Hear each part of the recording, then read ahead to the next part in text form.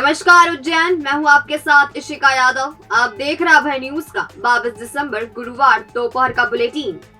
तो चलिए बढ़ते हैं आज की कुछ ताजा खबरों की ओर। इस बुलेटिन के प्रायोजक है आरके डेवलपर्स। शानदार घर खरीदें अब अपने बजट में। झारखंड के गिरिडीह में स्थित समेत शिखर तीर्थ को बचाने के लिए जैन संत भी आगे आ गए हैं। मौन रैली के बाद गुरुवार को हुई धर्म सभा में सरकार को जगाने की बात संतों ने की। सभा के बाद राष्ट्रपति और प्रधानमंत्री के नाम का ज्ञापन सौंपा गया। इसमें तीर्थ को तीर्थ ही रखने देने की मांग की गई। नयापुरा स्थित ओसवाल धर्मशाला से मौन रैली शुरू हुई और इसमें जैन धर्म की दोनों शाखाओं श्वेतांबर और दिगंबर के समाजजन शामिल हुए। शहर के प्रमुख मार्गों से होती हुई रैली छतरी चौक पहुंचकर सभा में बदल गई। सभा को समाज के वक्ताओं के अलावा आचार्य मुक्ति सागर जी ने संबोधित किया। आचार्य जी ने सकल जैन समाज के एक होने पर प्रसन्नता जाहिर करते हुए कहा कि देश के 125 करोड़ लोग जितना टैक्स नहीं देते उतना टैक्स 1.25 करोड़ जैन देते हैं। ऐसे में समाज का तीर्थ बचाना बहुत जरूरी है। आइए आचार्य मुक्ति सागर जी को सुनते हैं। इसी के लिए आज उज्जैन के सकल जैन समाज की ओर से ये मौन रैली निकाली गई है और हमारे यहाँ से हमने ये पूरे देशव्यापी आंदोलन है। आज राष्ट्रपति और प्रधानमंत्री के नाम ज्ञापन दिया गया है यहाँ के एसडीओ को और हम ये चाहेंगे कि हमारे साथ इस सरकार के द्वारा न्याय होना चाहिए। न्याय के हम भी आग्रही हैं, हम भी न्याय चाहते हैं, हमें भी न्याय मिलना चाहिए। समाज के अश्विन मेहता ने बताया। और आज सकल उज्जैन जैन संघ के आह्वान पे एक विशाल मौन रैली नयापुरा से प्रारंभ हुई है, जो इस विरोध को दर्ज करने के लिए आई है कि जो शासन ने निर्णय हमारे शाश्वत तीर्थ पे अहिंसक समाज के सबसे ज़्यादा टैक्स चुकाने वाली समाज जैन समाज है, उस समाज के तीर्थ पे जो कुठाराघात किया है, ये समाज की आत्मा पे वार है और जैन समाज इसको किसी भी स्थिति में सहन करने को तैयार नहीं है। आज हमने मौन जुलूस के माध्यम से ये संदेश दिया है शासन को कि वो शाश्वत हमारे तीर्थ को पुनः उसकी पवित्रता को अक्षुण्ण बनाए रखने के लिए उसको जैन तीर्थ के रूप में घोषित करें, अन्यथा आने वाले समय में ये मौन रैली विराट रूप लेगी और जैन समाज सड़कों पे उतर के शासन का पुरजोर विरोध करेगा। सम्मेद शिखर तीर्थ जैन समाज की आत्मा है, हमारा अस्तित्व है, हमारी पहचान है, उसके साथ कोई समझौता जैन समाज कभी होने नहीं देगा। बहरहाल सम्मेद शिखर को लेकर जारी जैन समाज का विरोध दिनों दिन तेज होता जा रहा है। समाज के आंदोलन से ये तय हो गया है कि समाज सम्मेद शिखर को पर्यटन स्थल किसी भी सूरत पर नहीं बनने देगा। इंगोरिया में 15 दिसंबर को हुई शराब कंपनी के कर्मचारी के साथ 2.5 लाख रुपए से ज्यादा की लूट करने वाले 4 आरोपियों को पुलिस ने गिरफ्तार किया है, जबकि 2 अभी भी फरार हैं, जिनकी तलाश की जा रही है। आरोपियों के पास से पिस्टल सहित 2 बाइक, 3 मोबाइल और 37,000 रुपए बरामद किए गए हैं। आरोपियों ने उज्जैन में लूट का प्लान बनाया था और 3 दिन तक रेकी भी की थी। थाना क्षेत्र के इंगोरिया उन्हेल मार्ग पर समृद्धि ट्रेडर्स का कार्यालय है। इसके कर्मचारी देवीसी निवासी हामुखेड़ी ड्राइवर सुनील के साथ अपनी दुकानों से कलेक्शन लेकर 15 दिसंबर को रात करीब 9 बजे कार्यालय पहुंचा था। तभी बाइक से आए 3 अज्ञात बदमाशों ने देवी सिंह पर कट्टा तान दिया था। जान बचाने के लिए देवी सिंह ने 2,83,000 रुपए बदमाशों को दे दिए थे, जिसके बाद वे फरार हो गए थे। मामले की गंभीरता को देखते हुए एसपी के निर्देश पर एसडीओपी रविंद्र बोयत और टीआई अमित सोलंकी ने टीम का गठन किया। टीम ने पुराने मुखबिरों से संपर्क किया, जिसके बाद बुधवार को कालू सिंह पिता शंकर बागरी, लोकेंद्र सिंह पिता मोहन सिंह, जितेंद्र पिता जगदीश बागरी और तरुण पिता सुरेश पाटीदार को धर दबोचा। उनके पास से एक पिस्टल, 2 मोटरसाइकिल, 3 मोबाइल और 37,100 रुपए जब्त किए गए। आरोपियों ने पूछताछ में पुलिस को बताया कि उन्होंने उज्जैन में लूट का प्लान बनाया था और फिर लगातार 2-3 दिनों तक कर्मचारियों की रेकी भी की थी। फिलहाल 2 आरोपी फरार हैं, जिन्हें पकड़ने के लिए 2 विशेष टीमें रवाना की गई हैं।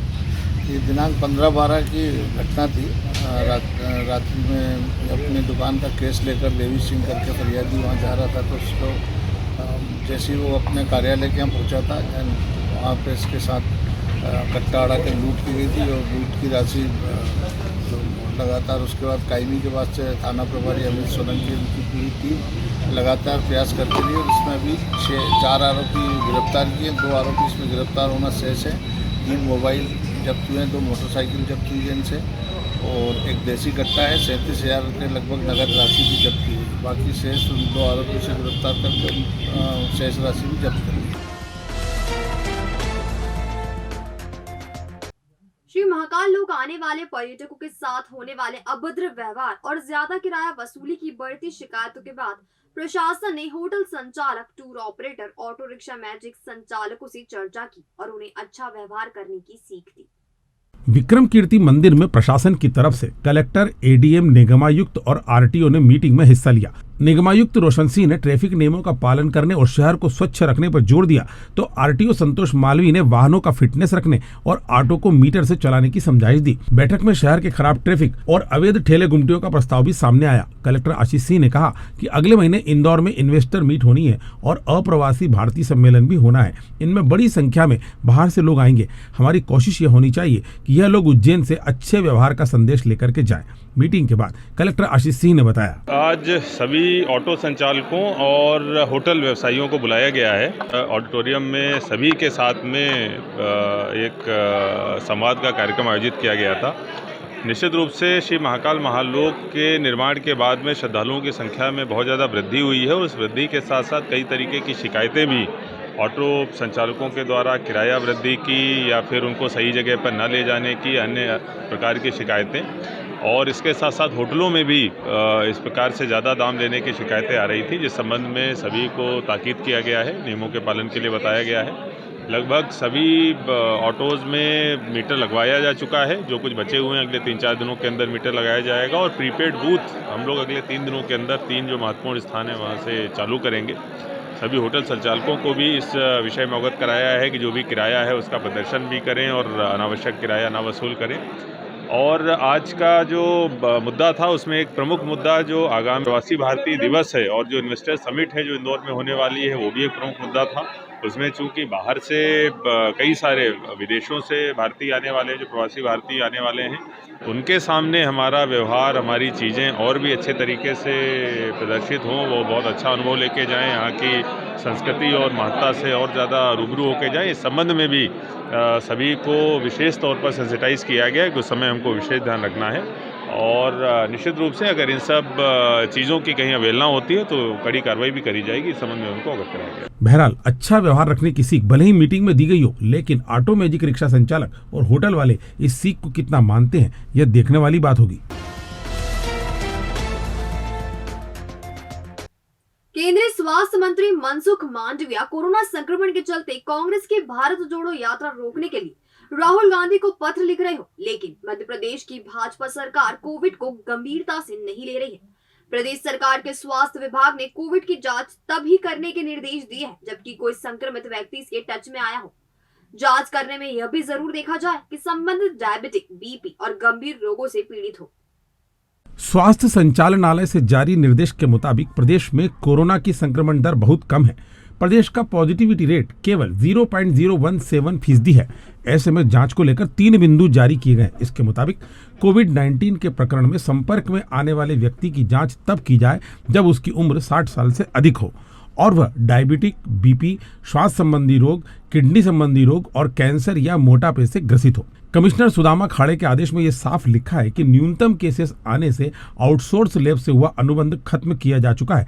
ऐसी स्थिति में मेडिकल कॉलेजों में उपलब्ध जांच सुविधा के हिसाब से ही जांच की जा सकती है, क्योंकि इन कॉलेजों को सीमित संख्या में किट उपलब्ध कराई जा रही है। बहरहाल जिले के लिए यह संतोष की बात है कि यहाँ पॉजिटिविटी रेट बहुत कम है और एक भी एक्टिव मामला नहीं है। कल्पाक्ष विद्या परमम बलम।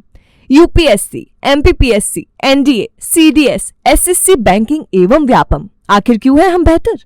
मुख्य परीक्षा के लिए प्रतिदिन उत्तर लेखन अभ्यास, प्री, मेंस, इंटरव्यू, 4 दिन डेमो क्लासेस, एसी क्लासरूम, उत्तम फर्नीचर के साथ 4 घंटे प्रतिदिन कक्षाएं, साप्ताहिक टेस्ट टॉपिक के अनुसार, विषय विशेषज्ञों द्वारा नियमित सेमिनार, हर विषय का अध्ययन विषय विशेषज्ञों द्वारा, गुणवत्ता शिक्षा वो भी कम फीस में, नामी प्रकाशकों के मुफ्त नोट्स, रिकॉर्डेड कक्षाएं, अंग्रेजी माध्यम के विद्यार्थियों के लिए पृथक कक्षाएं, समसामयिक के लिए साप्ताहिक कक्षाएं, full furnished library, SSB interview, spoken English, group discussion के लिए सतत अभ्यास, आबकारी, एसएससी, पटवारी, बैंकिंग विशेष बैच प्रारंभ। हमारा पता फ्यूचर विजन कॉलेज के ऊपर, university road, Ujjain, Madhya Pradesh. Mobile number 9294524000 या फिर 9294624000। राजा भोज मां अहिल्या के बाद शहर में अंतर्राष्ट्रीय जल महोत्सव का आयोजन किया जा रहा है। सुजलाम के नाम से हो रहे इस कार्यक्रम में देश विदेश के विद्वान शिरकत करेंगे। महोत्सव की शुरुआत 26 दिसंबर को जल यात्रा के साथ होगी। भारतीय जन अभियान परिषद के उपाध्यक्ष विभाष उपाध्याय ने गुरुवार को अंतर्राष्ट्रीय जल महोत्सव सुजलाम की जानकारी मीडिया को दी।